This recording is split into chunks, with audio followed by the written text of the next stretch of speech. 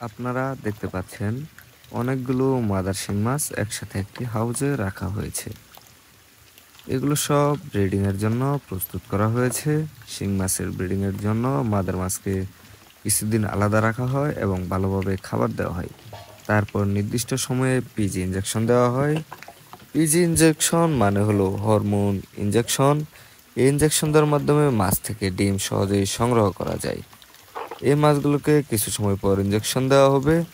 PG injection দিলে কয়েক ঘন্টার মধ্যে মাছ ডিম দিতে শুরু করে। এরপর সেই ডিমগুলো সংগ্রহ করে হ্যাচারিতে বিশেষভাবে ইনকিউবেশনের মাধ্যমে রেণু তৈরি করা হয়। রেণু উৎপাদন একটি সময় সাপেক্ষ কাজ। প্রথমে ডিম থেকে লার্ভা বের করা হয়, তারপর সেগুলোকে আলাদা ট্যাঙ্কে ভালোভাবে যত্ন নিয়ে বড় করতে হয়। ভালো শিং মাছের রেণু উৎপাদনের জন্য পরিষ্কার পানি প্রয়োজন। তার সাথে সর্বোপরি যেটা বেশি প্রয়োজন সেটি হচ্ছে নির্দিষ্ট পরিমাণ তাপমাত্রা। এখন মাদার মাছগুলোকে ক্যারেটে তোলা হচ্ছে ইনজেকশন দেওয়ার জন্য নির্দিষ্ট জায়গায় নিয়ে যাওয়ার উদ্দেশ্যে। খুব সাবধানে মাছগুলোকে তোলা হচ্ছে যেন কোনো ক্ষতি না হয়। মূলত এভাবে ছাড়া শিং মাছ কখনোই তোলা সম্ভব না একটি একটি করে। এগুলো যত্ন সহকারে মাছগুলো তোলা হয় যেন মাছে কোনো রকম আঘাত না লাগে। যদি কোনো মাছ আঘাতপ্রাপ্ত হয় সেগুলোকে ইনজেকশন দেওয়া হয় না। আপনারা দেখতে পাচ্ছেন শিং মাছগুলোকে ক্যারেটে তুলে নিয়ে আসা হয়েছে। এখন একটি ছোট জালের সাহায্যে মাছগুলো রাখা হয়েছে যাতে সহজে ইনজেকশন দেয়া যায়। পিজি ইনজেকশন সাধারণত মাছের শরীরের উপরের অংশে ফিনের কাছাকাছি বা পিঠের নিচে দেওয়া হয়। শিং মাছেরগুলো পিঠেই দেওয়া হয়। ইনজেকশন দেওয়ার সময় খুব সাবধানতা অবলম্বন করতে হয় যাতে মাছের কোনো ক্ষতি না হয়। ইনজেকশন দেওয়ার পর মাছগুলোকে কিছুক্ষণ আলাদা করে পর্যবেক্ষণ করা হয়। তারপর এগুলো হাউজে রাখা হয় এবং তার পরবর্তী সময়ে মাছগুলো নির্দিষ্ট সময়ে ডিম দিতে শুরু করে। শিং মাছের চাষ করতে চান বা রেণু কিনতে চান তাদের জন্য আমাদের হ্যাচারি থেকে সেরা মানের রেণু সরবরাহ করে থাকি।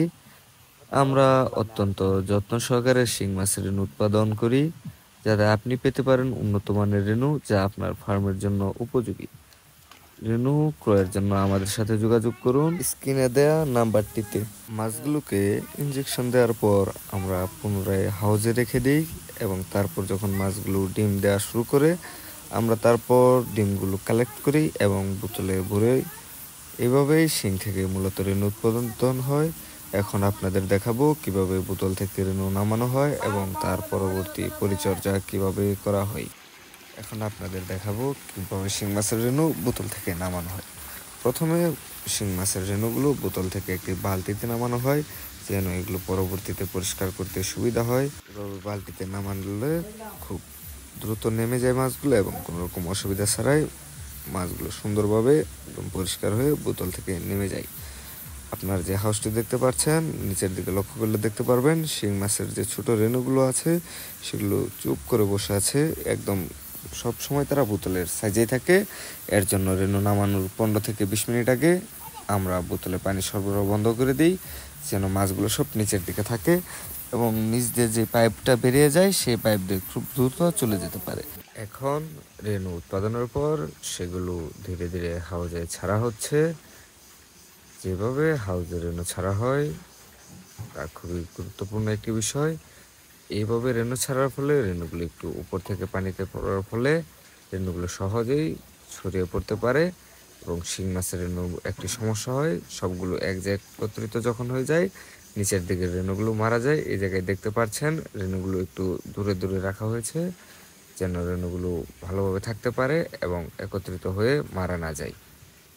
এভাবেই রেণুগুলোকে হাউজে রাখা হয়। এর জন্য হাউস প্রথমে ফিটকিরি দিয়ে পরিষ্কার করা হয়, চুন দিয়ে ধুয়ে নেওয়া হয় এবং তারপর রেণুগুলোকে রাখা হয় এবং এগুলো খুব যত্ন সহকারে পরিষ্কার করা হয় যেন কোনো প্রকার ময়লা না থাকে।